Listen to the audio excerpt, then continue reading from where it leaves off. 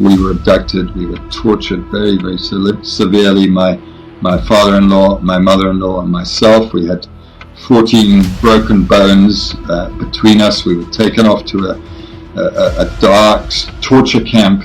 We had a home invasion. My fiance was murdered and I was wounded 6 times. The way I'm feeling right now, this country is going to shit. Now my question is when will South Africans start standing up when we have a minimum of 3 people dying per hour that is being murdered and nothing is being done to protect our South Africans? Africa and South Africa, it belongs to the Bantu people. It belongs to the Ngunis.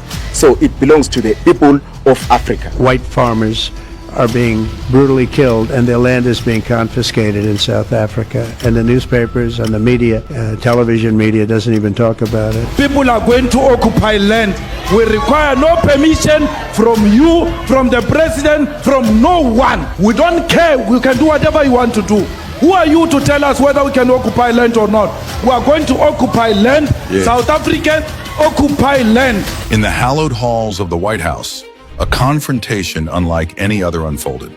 U.S. President Donald Trump, known for his unfiltered approach, took on South African President Cyril Ramaphosa, accusing his country of turning a blind eye to the systematic killing of white farmers. This is not just a diplomatic spat, this is a call to action, a demand for the world to wake up to what some are calling a genocide. Picture this, the Oval Office, usually a place of decorum and diplomacy, transformed into a stage for a tense showdown.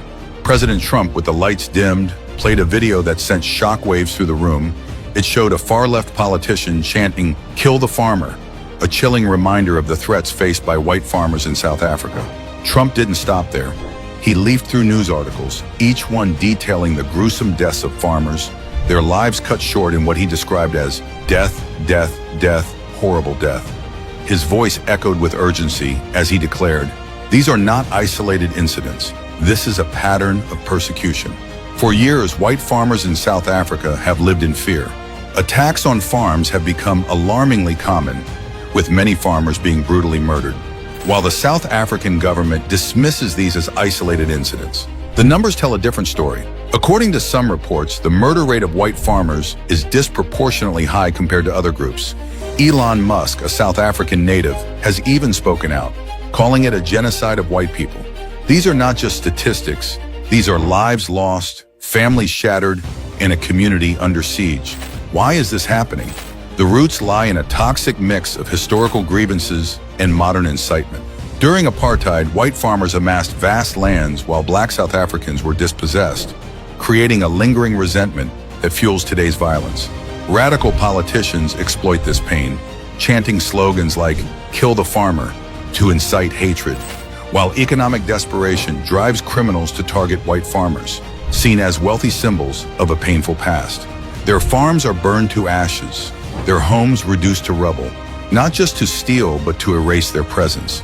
They are forced to flee their land, driven out by fear and violence, as if their very existence is a crime.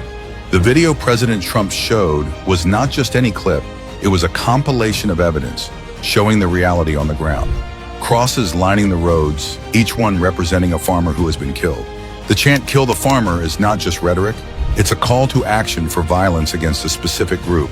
This is not about land reform, this is about hate and murder.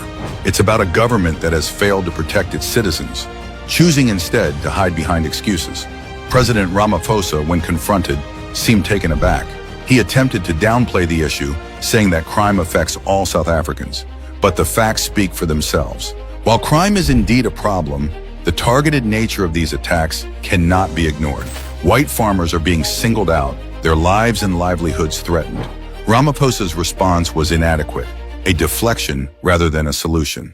The question remains, why is South Africa so reluctant to acknowledge the truth? So what now?